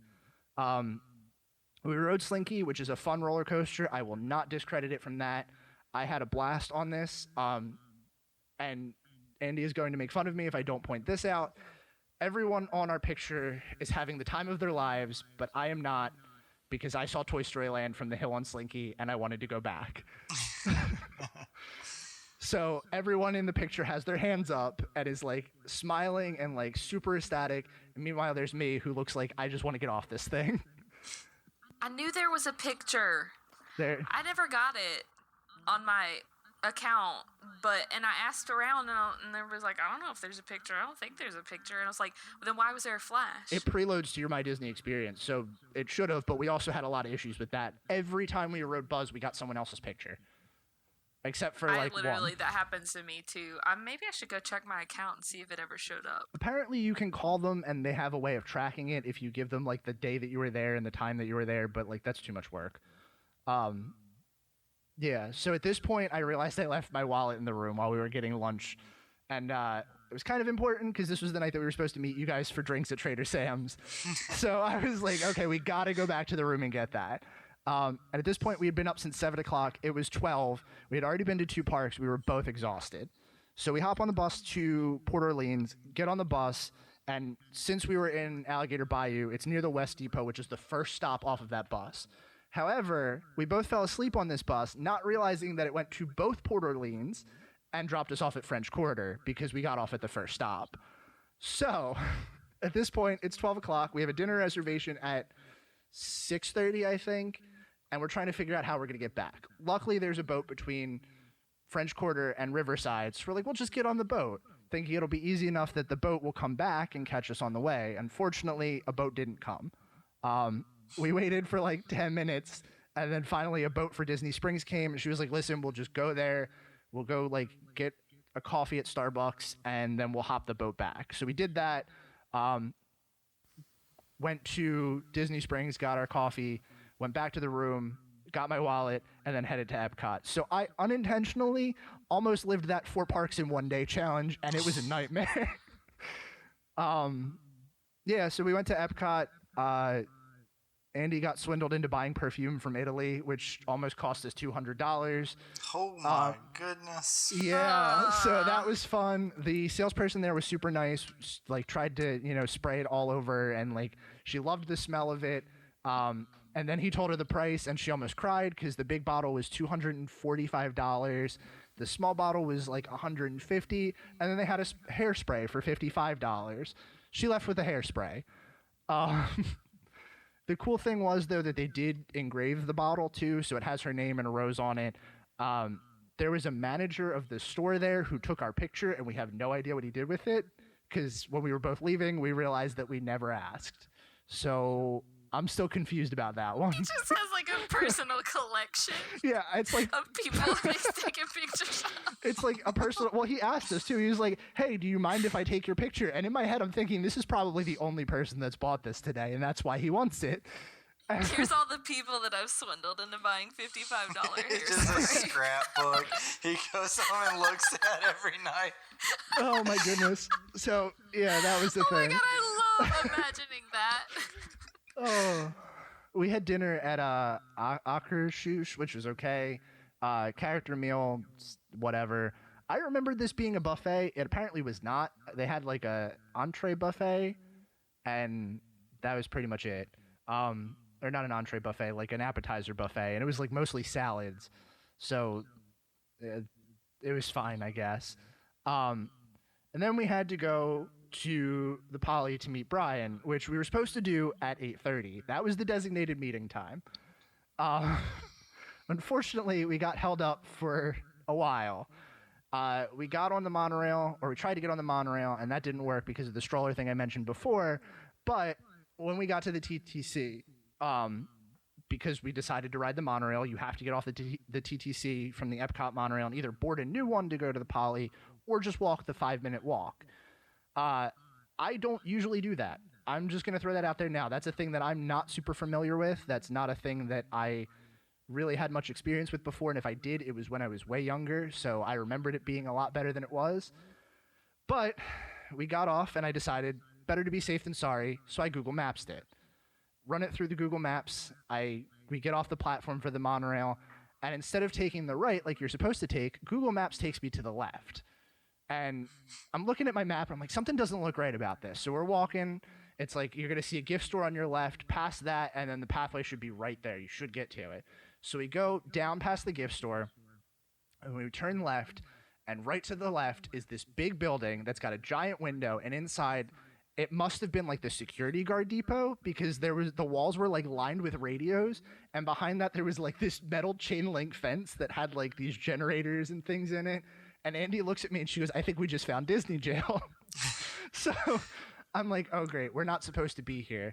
What do we do?" And I'm like looking around, and at this point I probably should have realized that if I had looked in the other direction I would have seen the Poly. But we turn around, and this lady rides up on a bicycle and comes up and is like, "What are you guys doing?" And we're like, "We're trying to find the Polynesian." And she's like, "It is the complete opposite direction," and directs us over there. We walked back, which was an extra like 5 minutes added on to the already late walk. We didn't get there till like 9 o'clock. And I am so sorry for that. No, it's all good. Hey, we got there eventually, right? Yeah, we did get there eventually, and then like the worst part of that was that like this day was just so much. So we were both just exhausted by the time that we got there. Yeah, but that was fun. We had Trader Sam's again, and I know we've talked about Trader Sam's a lot, so I'm not gonna like dwell on it, but it was a fun experience, and I think it's better if you have people to go with. So yeah, that was that. Next day we had Toy Story Fast Passes again. That was okay. Pretty much everything from this point on was just like a rehash of the same things we did because we park hopped so much on this trip. Toy Story Land was good the second time around, but I'm gonna say this again. Hollywood Studios with no rides is awful. Like, there's so much that they can do to crowd control, but they're not. And everything has such a long wait time that if you don't have a fast pass there, it's just not worth it. Yeah, And definitely agree with that. yeah, again, Woody had like an hour and a half fast pass or an hour and a half wait time for a meet and greet in the sun with no shade. Like, I cannot justify that. Yeah, and then we had dinner at Homecoming, which was good. It was really, really good. Probably one of my favorite places on Disney property. I would say this and Ohana are definitely like top 2 now. And then after that, we just walked around the Springs for a little bit and then called it a night because we were so tired. Second to last day, we did Pandora Round 2. Fast passes for Flight of Passage, just as good. At this point, we decided that we were going to, since we had not a lot of time. I'm running this very long, and I'm so sorry. This is going to be a very long episode. We had not a lot of time left in our trip, so we decided that we wanted to try to find the sweatshirt that Andy was looking for the entire trip. The only place that had it was Wilderness Lodge, and as someone that has not been there a lot or has not been there in a very long time, that was very confusing. If you have not been there, there's a shuttle that runs into the resort, and then you have to take an internal shuttle to wherever you want to go. Very, very long bus rides through that thing. We ended up getting there. Their shop was all right. It had the sweatshirt. And she also bought a shot glass for someone that she works with. And in the time that we were there, we were told that apparently Disney does not sell shot glasses. They're all labeled in their POS systems as toothpick holders. That's hilarious. Yeah. Oh my gosh. So we were talking to the lady that was ringing us up, and she was like, "Yeah, do you know why?" And we're like, "No." And she was like, "Well, because they, originally there wasn't alcohol allowed in the parks, and it was just a thing that's been carried on. So every time they put a new one in, it's not shot glass, it's a toothpick holder." And I was like, "Huh, that's interesting. I don't know if that's like an actual thing or if that's like one of those like legends of bus driver legend kind of things. Like, I don't know if that's true or not, but I thought that was a little fun anecdote to add." Yeah, and then we decided that one of our traditions on all of our trips is that we have to have dinner at Via Napoli, or we have to have a meal at Via Napoli. And I didn't tell you guys about this because, oh boy, this was something. We've talked about Via Napoli a lot, and I love the pizza there. This is the best pizza on property. I will say that hands down every time. But we had the worst dining experience here that I have ever had anywhere. Oh no. Oh no. So, first of all, I'm going to throw this out here. I know Kirsten had to jump off because she had something going on. I tried to get a picture of the waiters just to send to you guys, but that didn't happen. Oh, man. So Disappointing. yeah. So we got there and we didn't have reservations because this was kind of like we didn't think we were going to squeeze it in. We thought we would just go for lunch. We've never really had to wait for lunch kind of thing.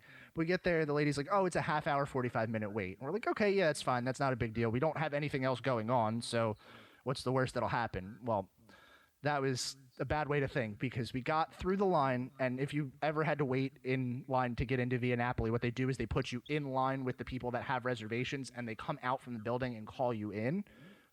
So we put our name in. They called people around us. We waited for an hour to get inside. And at the point that it got to be about 45-ish minutes, 45, 50 minutes, I walked up to the counter and I said, hey, listen, you said it was about, like, what's our ETA? Because you said it was about a half hour, 45 minutes. And she goes, oh, yeah, it's about a half hour, 45 minutes. And I went, from the time that we got in line or the time that, like, it is now? And she looks at me and she kind of, like, shook her head and was like, oh, my gosh, you've actually been waiting, like, longer than I expected. She's like, you should go inside and talk to the people at the front desk. So I'm like, okay. So I go in, I talk to the person at the front desk, and they're like, oh, yeah, let me see where your name is. And they flip through the piles, and our name somehow got stuck with a name that they had called, and no one realized that there was a name, like, attached to it. Because, like, the way that they were taking them was they would pull them from the pile, they'd initial them, and they'd take it inside. Like, they'd take the person inside. Ours was in the pile without initials or anything on it, and it was attached to the back of another one. So she looks at me and she goes, oh, I'm sorry, we forgot you. And I was like, wait, what? Like, okay, tell me, like, it was a mix-up. That's okay. But, like, don't tell me you forgot me. That's just, like, if it was That's not a good anybody way to else. word that. Yeah. That's Disneyland customer service. Well, like, the worst part of that was I was like, oh, my gosh, like, this is a place that we make a point to eat at every time we come here. And this is the service that, like, I'm getting now. Like, not that I expect to be treated, like, high and mighty or anything, but don't tell me you forgot me. That's not good customer service. Mario got that let me speak to a manager tone going on. I was so, like, I was a little bit upset about that. And that's, like, this is me cooled down. So I don't know if you guys have seen Via Napoli on a busy night, because we did, yeah. and it was something. Their seating is a little odd. There's a lot of seating inside, which is where we usually sit. They have a patio seating outside that's got, like, tables just out there, and then there's bushes behind them. But I bet you didn't know that there's tables on the other side of that bush. I did not know that. So we get seated at these tables on the other side of the bush that has probably about enough room for our waiter to stand in between the table and the glass door. So she comes over, she takes our order, and we had, if you've ever eaten there, there's like two waiters that come around you. You have like your bus person, which will give you your water and everything and like your refills, and then there's your actual waiter. We saw our bus person like every 5 minutes. We saw our waiter 3 times during the meal. Once to seat us and take our order, once to bring us our food, and then once to give us our check. Which it's fine, whatever. They have a bus person to get that extra stuff. I get it. It was busy. But there's some things that happen in the interim. So we ordered a large pizza. We were going to split that. We're sitting there waiting, and about a half hour passes. Our pizza hasn't come out yet, which is fine, whatever. It's a busy night again. Another waiter comes over to our table at one point and brings us a personal pizza. And it's the same kind of pizza and everything. And he looks at us and he goes, is this where this is supposed to go? And we're like, we ordered a large margarita pizza. Is that what that is? And he goes, oh, no, this is a personal margarita pizza. And he looks at us and he goes, well, this is the right table number. I guess your waitress just did it wrong, and walked away. So I'm like, okay, well, that's a little weird. We waited another half hour for the pizza to come. Got our large pizza. We ate our pizza. Pizza was great. Still great pizza. Did you eat the whole thing? Yeah, both of us ate the whole pizza. We split The meter pizza or half meter pizza no, or no, whatever. no, not that one. Like the regular size, like it's an actual pizza. No, I was no, about no. to say, I've been to Via Napoli twice, and both times it's been like 3 or 4 people, and it's been a struggle to finish that. No. Like, Sorry, it was the regular size pizza, not the large okay, one. I was about to be like really impressed. Well, so that in comparison to like outside Disney pizza, like that's a large pizza for me. So yeah, we got that. We ate that whole thing, and then we were waiting for our check to come back, and we still waited to see our waitress, who at this point hadn't come back, besides like the second time to bring us the actual pizza. And while we're waiting, I guess the table behind us ordered dessert, and the one waiter comes over, the one that brought us the wrong pizza, and he's carrying this what looks like a chocolate lasagna. And he gets to about our table, turns to look at us, realizes that he's not going to the right place, turns again, gets stuck on the handle for the door, trips, throws the lasagna in the air, and it hits my foot, and the plate just shatters.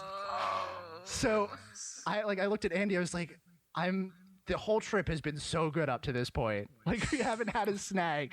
This is it. But the waitress came back over.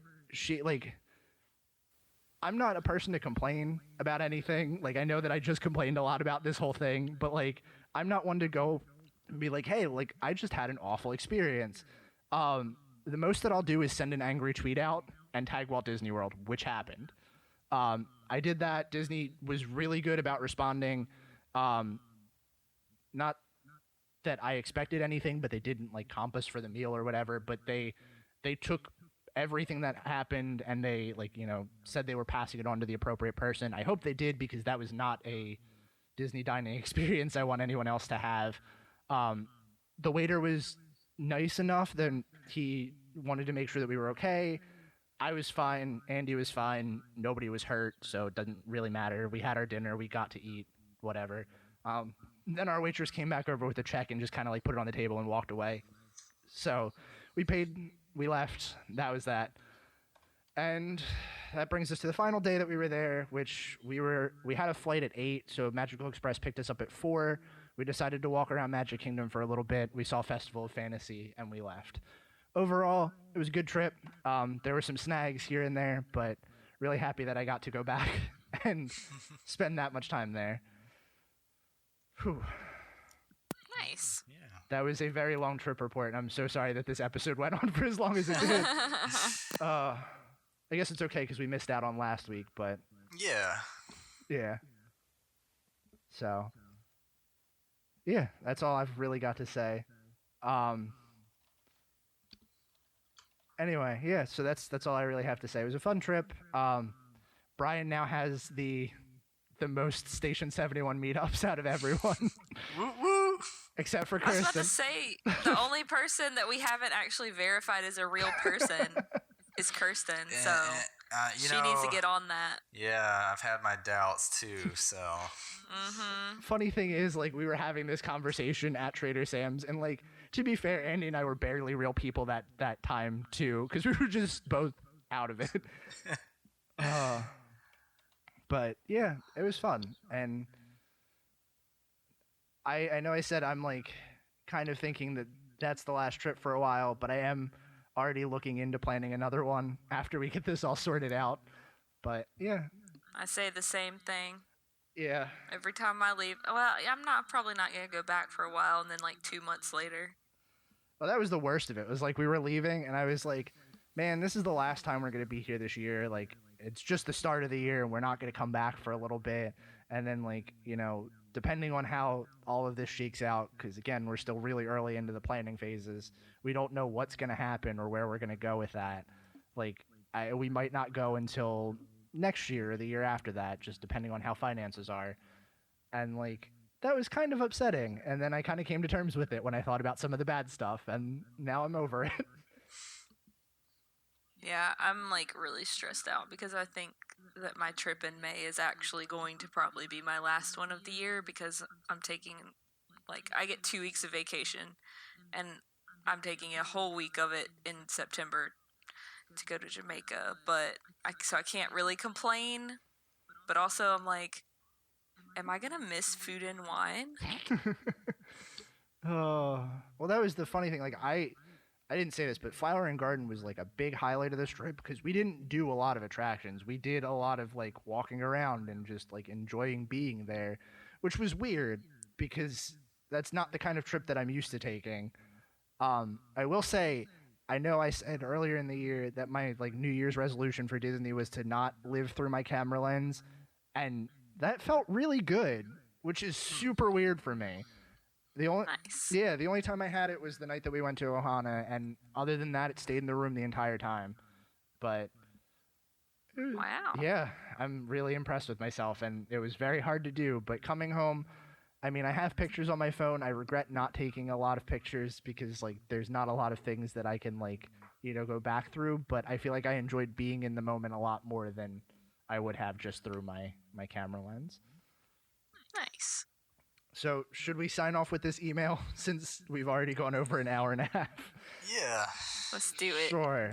So we got an email over the time that we were waiting for, or we were trying to get all this together, from our listener, Sarah, who has a question about pin trading. She wants to know if we have a favorite kind of pin, like a certain series of character that we aim to collect for while pin trading. For example, she collects pretty much anything Cheshire Cat or Chip and Dale. She sent us a picture of her own collection as well, and I can put that in the show notes if that's okay. We'll message her first and we'll figure that out. And she wants to know if we can share our own collection, such as Facebook, and one said that other people would probably like to see them as well. So do you guys have a pin that you like to collect while you're pin trading? I don't necessarily collect certain characters. I normally am going for sets right now. So I don't know if y'all have seen these, but they're probably my favorite ones that have come out in the last couple of years. But it's the pop-up book series. Oh yeah. So those are the ones I'm on right now. Looking at your set though, Sarah, I have one that I didn't even realize was part of a set until I see that you have one as well, and it's the it looks like you have the Constance one, but it's the Haunted Mansion series where it's like the silver background with the green characters. So now I just realized I guess I'm gonna have to work on that set. I used to do the hidden Mickey pins, but I feel like in the last couple of years they've gotten like kind of lame. Yeah, I haven't liked a lot of the designs lately. So we'll usually like maybe try to pick one of those sets out each time the new ones come out and try to work on that. But yeah, a lot of them, I don't know. I don't like them as much as the older ones. The last series I really liked, well, not really liked. The last series I remember like being kind of against, and that was the reason I stopped collecting them, was the one where they had the like pictures on the cell phones. And I was like, oh, that's kind of gross. I know the one year they did. Text me Merry Christmas. Oh my God, no, stop no, it. no. Oh. Brian, you know how I feel about that. That's how everyone feels about that. Oh, I know the one year they did the Pascal Hidden Mickey ones, and I collected all of those. That was a feat in itself. Because are you talking about the ones that were just Pascal, like in slightly different poses? Oh no, they were the ones.